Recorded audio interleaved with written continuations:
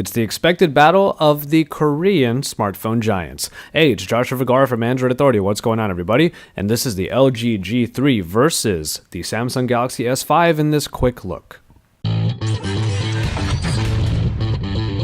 Now, both of these phones feature design languages that borrow heavily from their previous flagships, but with enough differences to keep things pretty interesting. The big move for Samsung in terms of design was the shift from the glossy plastic to a polycarbonate back with a perforated or dimpled design. The reactions to the new design have been mixed at best, but any move away from glossy plastic is a good one. Other changes with the S5 include the addition of a finger scanner integrated into the home button and the heart rate monitor that is found below the camera on the back. Similarly, LG moved away from the glossy, slippery plastic back of the G2, with the G3 now featuring a brushed metallic finish and feel, which is not actually metal. It is still plastic, more like a hybrid of polycarbonate that has been given a brushed finish. The best way to describe it is like it's a brushed plastic, but in the end it still gives it a more premium look and feel. Staples such as the ultra-thin bezels and rear button layout make a return, but the button layout is a lot more refined this time around with much meatier feel, and also it's a little bit more pronounced. And when it comes to the size, they are actually quite similar, but the G3 is definitely the bigger of the two. It's still amazing how close they are, considering that the G3 offers a lot more screen real estate with its 5.5-inch screen display compared to the 5.1-inch screen of the Galaxy S5. The 5.1-inch Super AMOLED display with a 1080p resolution of the Galaxy S5 brings the signature high saturation with colors that basically pop out of the screen. You get vivid colors, great brightness, and no loss in clarity even at steep angles. On the other hand, the 5.5-inch display of the LG G3 is one of the very few to boast a Quad HD resolution with a pixel density of 534 pixels per inch, a 100 ppi density more than the Galaxy S5. This is an absolute beast as far as displays are concerned, and the experience should and actually is pretty fantastic.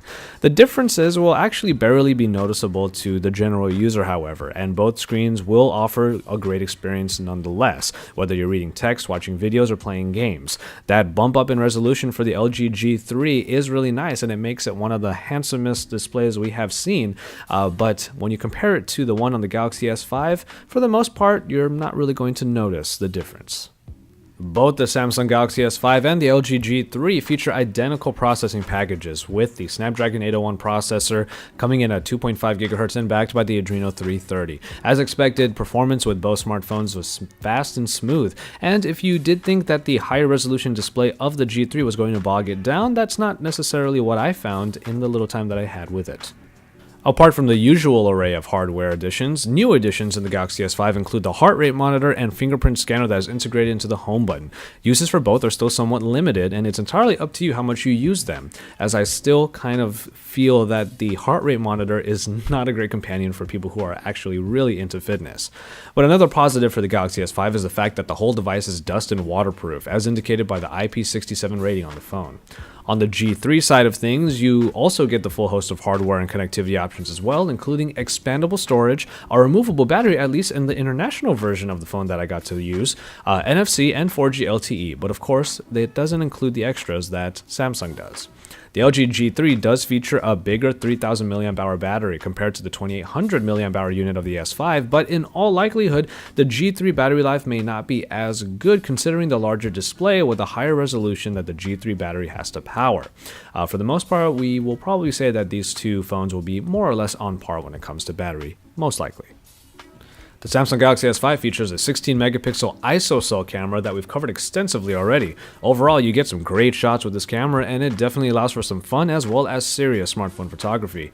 On the other hand, the G3 features a camera setup that's quite similar to what was found on the G Pro 2, with a 13-megapixel rear shooter sporting OIS Plus, and as we've seen before, the camera should perform admirably well.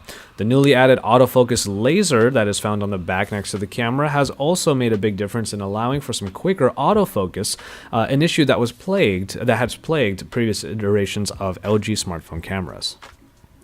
When it comes to software, both of these phones bring slightly different versions of the operating systems that came before it.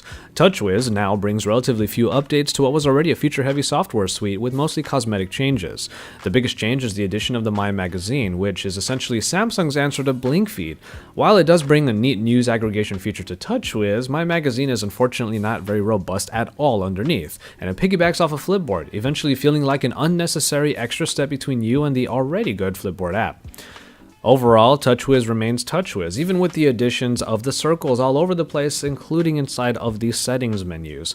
It doesn't really bring enough to the table to make the UI overhaul worth anything that we were really kind of expecting. LG, on the other hand, has managed a major overhaul with their latest version of the custom interface, much flatter icons, colors that are not as bright, and also with an overall cleaner and minimalistic feel. That said, LG still packs a ton of features into its software with a lot of useful additions as well. Returning things are things like the multitasking of the dual window, and after that, the knock code, which we saw in the G Pro 2. New additions include LG's Google Now-like concierge service, a revamped keyboard that allows for more customization, including adjusting the height to what you want, and also a quick circle feature that actually piggybacks off of a quick circle case that I also have a hands-on with in another video. And so there you have it for this quick look at the Samsung Galaxy S5 up against the LG G3, which was just launched today. These are the two big Korean smartphone manufacturers going head-to-head once again, and we do think that the LG G3 has a lot to offer over the incumbent, the Galaxy S5, which has already been out for just a little while already. So keep it tuned to Android Authority for further comparisons of the LG G3 to the flagship devices we have already, and remember to keep it tuned to Android Authority because we are your source for all things Android.